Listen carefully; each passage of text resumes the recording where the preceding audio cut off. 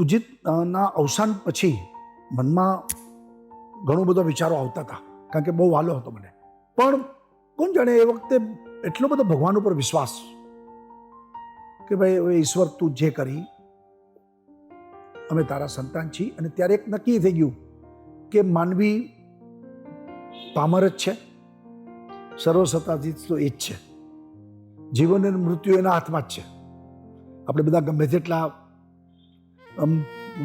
તોરમાં રહીએ, પણ અંતે જન્મ અને મૃત્યુ તો એના હાથમાં જ છે. એટલે આપણે ત્યારે પામર જ છીએ. બીજી વસ્તુ એ થઈ કે સુખની માણસને કોઈ દિવસ સંતોષ નથી મળતો. કોઈ પણ સુખી માણસને તમે એમ કહો ને ભાઈ એકદમ તું ખુશ છો, સુખ છો, તો સુખની ગરિમાને કદી પામી નથી શકતો. પણ જીવનમાં આ દુઃખની ગરિમા એક ઝાટકે થઈ ગઈ આપણે, કે આથી વધારે દુઃખ ન હોઈ શકે.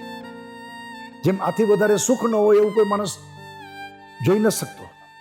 સુખી માણસને વધુ લાલસા જાગે છે બીજા સુખ મેળવવાની, પણ દુઃખની ગરિમાનો ટચ કરાવી દીધો આપણે. એટલે જીવનની જે કહે કે જીવનનો અર્થ તો સમજાય જ.